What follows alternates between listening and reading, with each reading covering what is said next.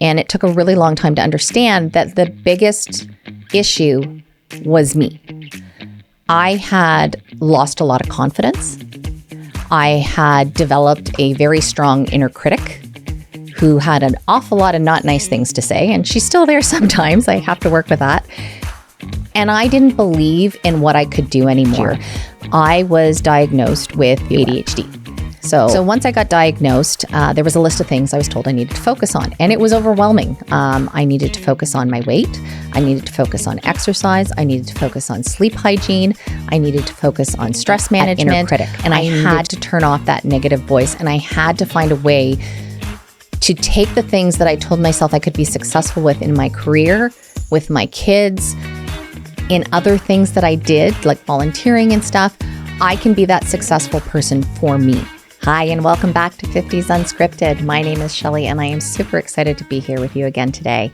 Thank you for joining me as I share my stories, my lived experiences, and talk about how I am embracing my second act.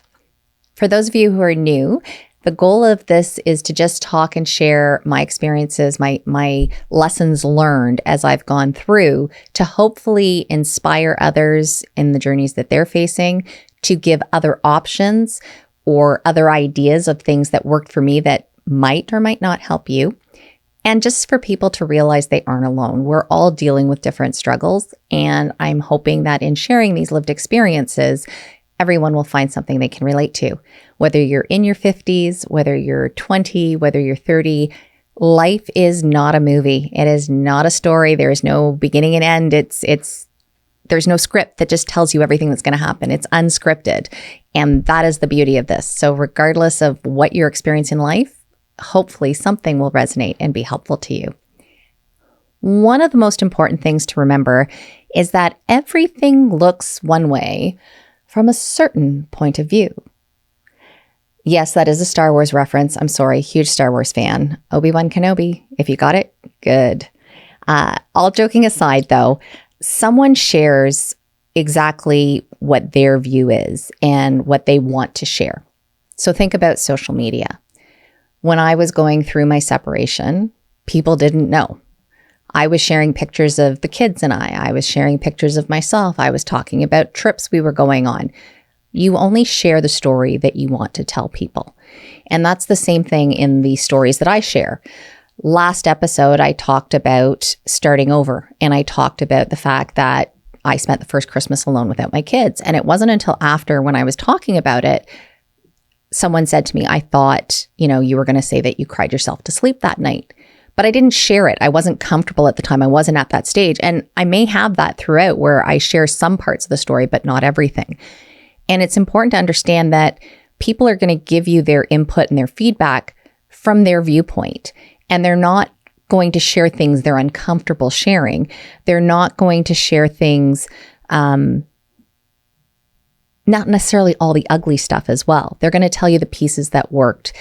And you have to take everything with that in mind, because in order to really understand, you have to kind of lift the hood and look underneath. And you really have to know the guts of it.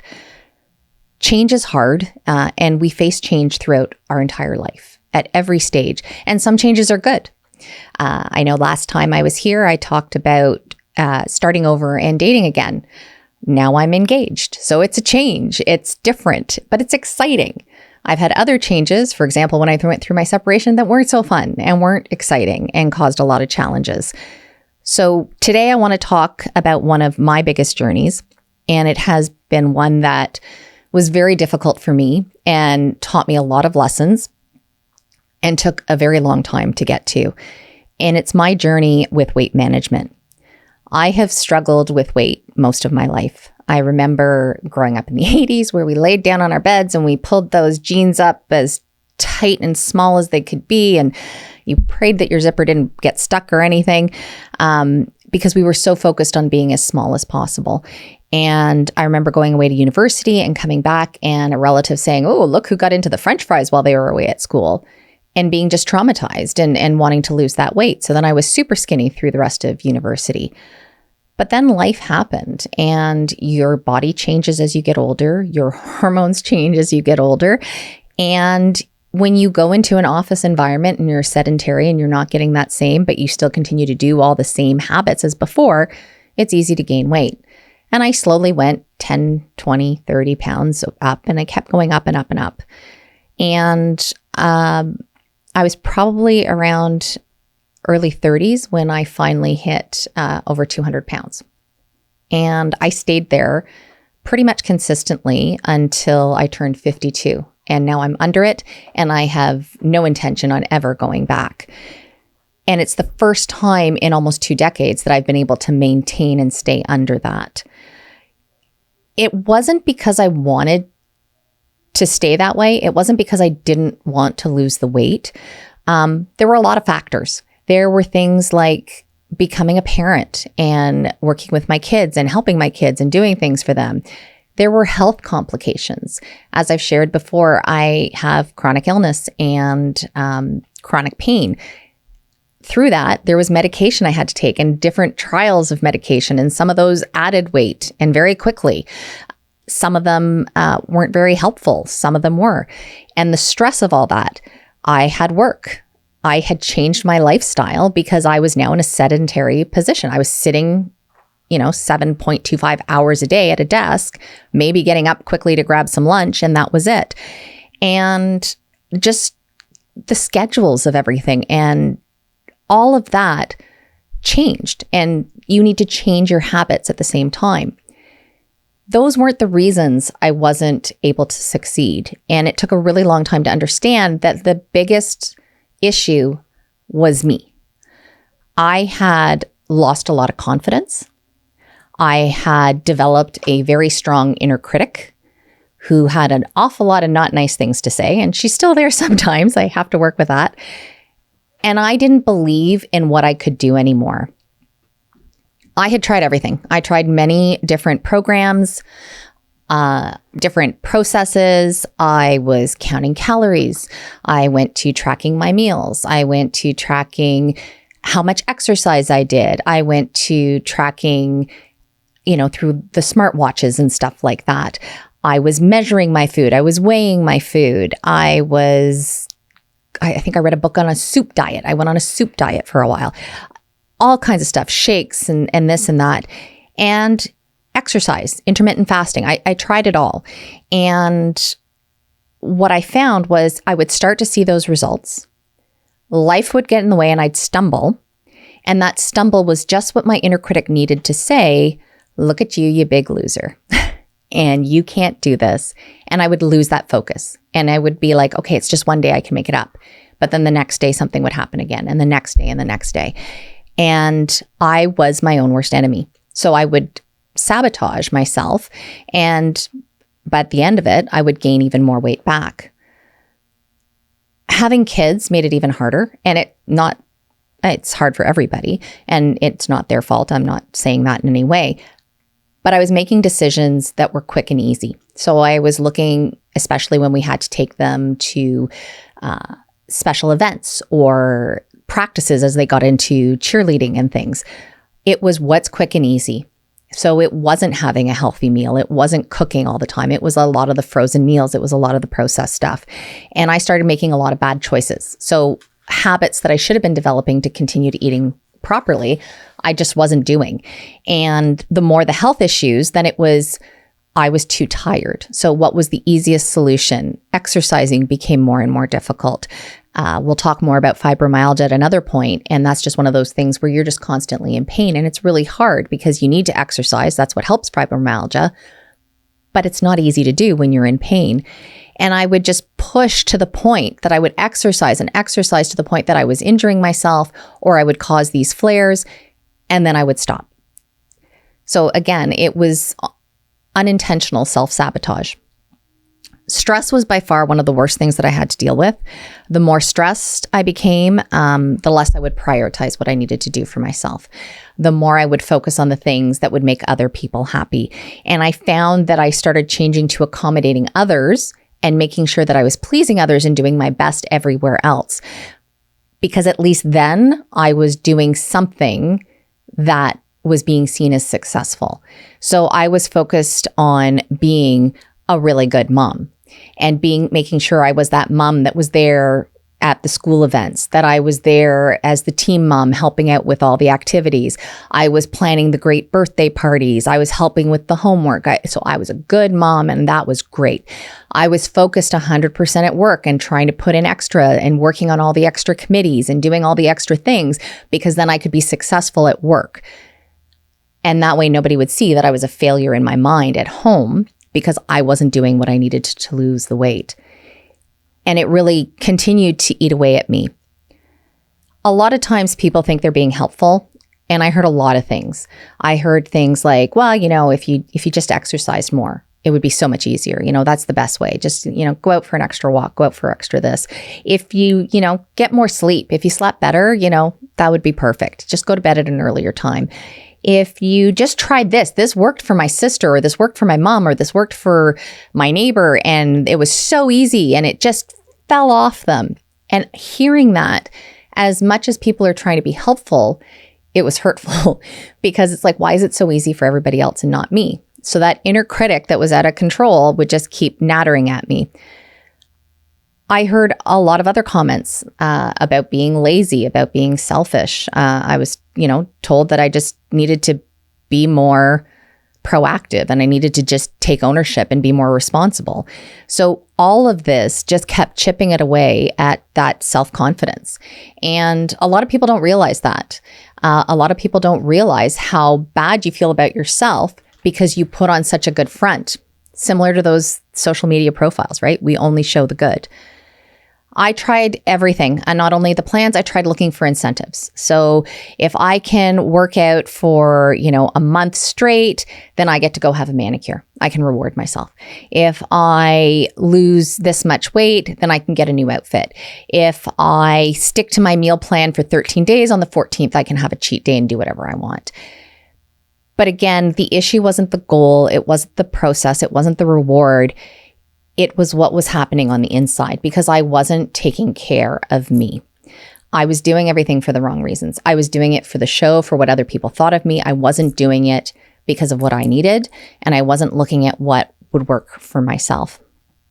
When I separated, I thought I found my motivation. I could do this. But again, I was using it as a crutch. The weeks I didn't have the kids, I was going to the gym way more. I thought I was eating healthier, but really I was not overdoing it. I would skip a meal because I didn't have the kids, so I didn't have to cook for them. I would just skip that and I'd have a bigger supper, or I would have a big lunch and then just snack all night. So while I thought I was making good choices, I wasn't. And then when the kids came home, I didn't want to go to the gym. I wanted to spend time with them, and I wanted to have the fun meals, and I didn't want to have boring stuff. I wanted to do all the onion rings and the French fries and the finger foods and all the processed stuff, and take them out to the fun restaurants. So go out for fast food, go out to a restaurant and eat and, do the pizza and things like that. So again, thinking I'm doing things that are going to help, but in fact, I was just self-sabotaging again. And then COVID came and everything got really messed up. Because then the added stress, we were stocking up on processed and frozen stuff because you never knew where you could go and when you could get stuff. Especially with my health, I was really limiting when I did actually go out into stores. I was trying to, get it delivered to my car. But then a lot of times, like the produce, you're not picking it yourself. It may not be what you would have wanted. So I wasn't eating the right stuff. And then once we could, we were ordering in because, I had 3 kids doing school. I was trying to work, dealing with health issues across the family. It was a lot. There was a lot of stress, and it definitely didn't help, and it made everything a lot worse. So this is all, when you hear this, it's like, oh my gosh, how did you ever lose any weight, right? What was the breaking point? What was that turning point where everything changed? So there were a couple of turning points. The first was at the end of 2024. So the end of last year, I was diagnosed with ADHD. So I started another round of therapy. As I've said before, I'm a firm believer in therapy. I think everyone should consider it. Find someone who you are comfortable talking to, because there is so much that therapy can help with. We take care of our physical health. We need to take care of our mental health. And as I said, part of the issue was I didn't focus on self-care, and I had a really nasty inner critic who was not very kind to me. And those two things are areas that a therapist can really help you with. So once I got diagnosed, there was a list of things I was told I needed to focus on, and it was overwhelming. I needed to focus on my weight. I needed to focus on exercise. I needed to focus on sleep hygiene. I needed to focus on stress management. I needed to focus on self-care. So there was a lot of things, and it was overwhelming. And as I started working with the therapist, we started looking at small things. So even though I was trying to do a lot and it didn't always work, it was, well, what did work? And let's celebrate that success. And so I started to do things that helped me take better care of myself. And that started to chip away at that inner critic, because I started to look at things I was grateful for. I started to do affirmation on the things I was completing successfully. I started to put away some of those worries so that I wasn't focusing on all of them all the time. And we will talk about self-care more in another episode, but I really want to talk about the weight management first. And on top of all this, the next thing that happened, and I'm sure people have had this for different reasons, I have had a lot of doctor's appointments. I've had a lot of specialist appointments. And in January, I went to see another specialist, or maybe it was the end of December. I can't remember exactly when. And I walked in, I sat down, he looked at me, looked at my file. And really, I felt that the comment, not that he worded it this way, but the way it came across to me was, you're just fat. You need to lose the weight. There's nothing wrong with you. Your numbers aren't high enough to be anything. If they change, then we can talk about it again. And I was angry, and I got so angry. Now, the only good thing is because I had been starting some of this self-care, it was more of a, I'm so done with this. I need to do something. I need to take control, and I need to, to do something. The only thing that I did take away positive, although not at first, he asked if I wanted to be referred to a weight management clinic. I just folded my arms and looked at him and said, yeah, fine, whatever. Do that. And that was it. Off I went. And I remember my next therapy appointment, I vented about how ridiculous it was. I remember going home and telling my partner how stupid this was. I complained to anybody who would listen to me, coworkers and everybody. I was just angry. I was so angry. And then I booked the appointment with the weight management clinic, and I went in and I got the paperwork, and I'm like, okay, so what's this involved? And what's this? And what's that? And they're like, well, phase 1 is this. You're going to focus on clean eating. You're only going to eat this stuff. You're not going to do the processed foods. You're going to eat lean. You're not going to eat sugar. You're not going to eat salt. I said, okay, yeah, whatever. How long does that go on? Well, we'll see. It depends. You stay on phase 1 until you hit a certain point. I'm like, well, what's phase 2? We don't get into that. We're not going to stress you out. We're not going to focus. And frustration, just tell me what it is. Like this, just let me find where I'm going to fail at this again, and I can just move on. So I went home again, angry, just frustrated with life, and thought, well, I can't start this now because I just bought a whole bunch of groceries. I got to finish the food that I have because nobody else is going to eat it. Some of the stuff was just stuff I eat. And all of a sudden I got a phone call from yet another doctor, another specialist with some new complications, and they wanted me, and I was like, that's it. If I lose weight, will it change anything? Yeah, it might. I'm like, okay, fine. We're not going to take the step. I'm biting the bullet. I went out, I did the grocery shopping. I bought all the stuff I was told to do and got on the scale the Sunday morning, weighed myself, and started tracking. And I just have an app on my phone, so it's not like I'm actually writing it down anywhere. Started tracking my weight and started focusing on eating healthy. At first, I didn't think it was going to work, but tying it into some of the tricks and tips that I was being told to do to support coping with ADHD, I was actually able to start planning and scheduling a few things. So I did meal prep for the first time in a long time. And I got my, vegetables ready, and I got my meat ready, and I got everything that I needed packaged. I, got rid of all the stuff that I couldn't have. And I focused on buying things that I could enjoy. I made the meals. I wasn't hungry. I thought I would be, but I was actually pretty full. Sometimes my meal was too big. My plate was too much food, and it was salad with some meat, but it was sometimes too much. And I went through the week, and I got on the scale every day. So that was one of the things I said, okay, tracking every day lets me be accountable. So just weighing it, it's all hooked up to my phone, doesn't take any energy on my part. Get up in the morning, get on, do it. And every day it went down a little bit. And I was used to getting on the scale beforehand, and it would go down, and then it would go up, and then it would go down, and then it would go up even more. And every day for that first week, it went down, and I lost about 5 pounds. By the end of week 2, I was down 10, and it kept going. And I suddenly realized, wait a second, something's working. So there's two things. One, I had started doing the self-care. I had started turning off that inner critic saying I couldn't do stuff. I had started turning off the negativity. I had started doing better focus on meditation, doing better focus on breathing, getting some exercise, and suddenly I could counteract that negativity that I had. The other piece is I started to believe in myself, and I had a great support team.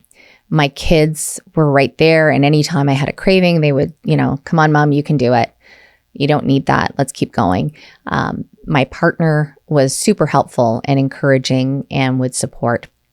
I was still able to go out for dinner. I just became one of those really picky eaters that you see everywhere, and just like, I can't have this, and can you not do this? Most restaurants, super helpful and will help you with all of that. So it was really great. It was after my 52nd birthday, I finally hit under 200 pounds, probably around June, so a couple months after, and I have not gone back. I have lost over 80 pounds and dropped, I don't even know how many dress sizes. I'm on my third or fourth set of belts now because I've had to change them in.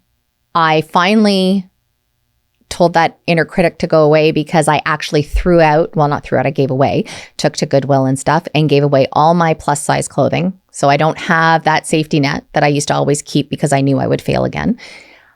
I am down. I'm not wearing plus size clothing anymore. I feel great. My health has been better. It won't cure everything. And I have been able to exercise more. Now, I still have flares, I still have issues, and I still have to manage. I've moved into phase 2. I'm 20 pounds away from getting into maintenance, which is stage 3, which I don't know enough about yet. And it worked. But it really took me taking a look at that inner critic. And I had to turn off that negative voice. And I had to find a way to take the things that I told myself I could be successful with in my career, with my kids, in other things that I did, like volunteering and stuff. I can be that successful person for me.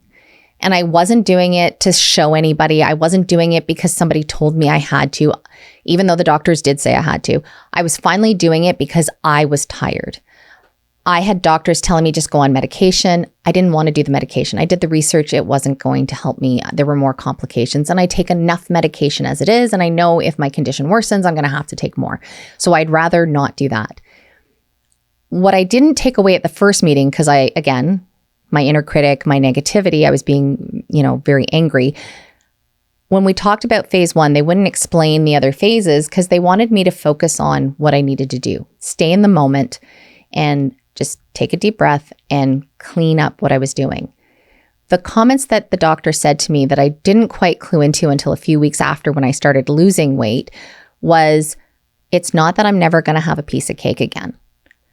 But before I have that piece of cake, I'm going to retrain myself on what good, natural food is, getting rid of that processed stuff. I'm going to focus on my portion sizes. I'm going to focus on my serving sizes.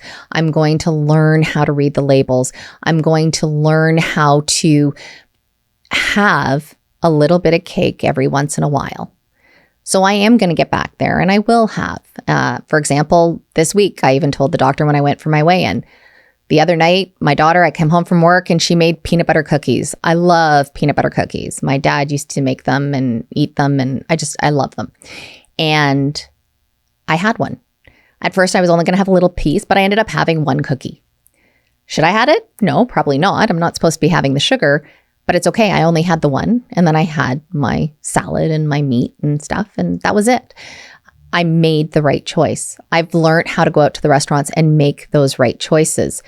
And it wasn't because somebody told me that I had to lose the weight. It wasn't because somebody told me I had to do it this way. I learned how to control that inner critic. I learned how to prioritize my self-care and what I needed to be strong and to be better. And in doing that and in working on those activities with the therapist and talking about it and having that regular check-in with the doctor as well, that's what worked for me. That's what kept me motivated. That's what kept me on the right path. Did I have days where the scale went the other way? Absolutely. the benefit is in doing this, I actually became more in tune with my body. Because I had cleaned everything out, my cravings weren't as much. My cravings, I could tell when my body was hungry. I could tell when I was full. I could tell when I'd had too much salt. Sometimes I did. I made that wrong decision. I am a huge popcorn at the movie girl and decided I'd get a small thing. And I'd get a bag and take a little bit and then take the rest home. Yeah, I ate the whole bag. The scale went up those days. But it's okay. I learned from it and I moved on. I didn't blame myself. I took it as it was. That's what I did. Here's how I move on. Here's how I fix it. And guess what? Within 2 days, I was back on track and I was doing everything right again. I found what was sustainable for me. Using a program, you find what works for you. Every program will help you in one way or another. It's helped somebody. That's why they're there. But you have to find the one that works best for you and that is sustainable for you. For me, teaching myself how to eat healthy and how to make the right choices is more sustainable for me than tracking everything. Because what would happen in the past is I'd start tracking and then I would forget, or I would, be away and then I'd have to transfer it from my phone to my laptop, or the Excel spreadsheet wouldn't work anymore and it was chaotic. Or which book did I put it in? And it wasn't sustainable for me. It wasn't what I needed. And that's kind of where people need to kind of look for what's best for them and what's going to work for them the most. Continue to believe in yourself. Continue to focus on what is important for you. And that's going to tie into things of identifying your sleep hygiene, because that's all part of your self-care. You need to get the sleep to lose the weight. So how do you moderate your time so that you prioritize what you need and what others need and still take care of yourself? In closing, just some thoughts. You have to believe in yourself, and it's not easy. We all have that inner critic for whatever it is. It may be your weight, it may be your career, it may be how you parent. We all have an inner critic that tells us a not nice story, and you need to figure out how to manage that and how to remember to prioritize yourself. Just because it worked for somebody else, it doesn't mean that you're a failure because it didn't work for you. We have to learn and we have to figure out what works for us. Find something that complements your style, your way of doing it. Learn to show yourself grace and forgiveness when you stumble. And how to quell that inner critic really is learning how to do gratitude, do affirmation, and believe in yourself. We tell our kids all the time when they start to beat themselves up, you're doing great. This was really good. We need to do that same grace for ourselves. We need to show ourselves that same respect. But find your cheerleaders as well. Find those people who are going to support you and not tell you, oh, well, you should do it this way instead, or you should do that. Find somebody who's going to be there and encourage you and say whatever you need. Find someone who's going to join you and go to the gym. Find someone who's going to say, yeah, no, don't worry. I'm not, we can go get lunch at that other place. Or isn't going to force you to do other things that are out of your comfort zone. I hope this was helpful. I know it's been a long journey for me, and I am grateful that I finally found this. I'm grateful that I'm so close to my goal and that I'm going to be going into maintenance soon. There's a lot of work ahead. Now I've got to go from that, honeymoon period where it's the first year where I've lost all this weight, and now I've got to move into maintenance soon. And keeping up that and staying on target and making sure I have all the exercise and stuff that I need in place. So I hope this helps a little bit. And I encourage you to share your stories, add your comments, send me your feedback. I would love to hear what's worked for you, what hasn't, if any of this resonated. And let's keep going and let's keep supporting those around us and helping them. I hope you enjoyed it, and I look forward to seeing you in our next episode of 50s Unscripted. Hey, you're still here. Have you checked out the next episode? It's a really good one. Lots of great stories. I think you should check it out. You'll enjoy, and make sure to subscribe so you get notified when new ones drop.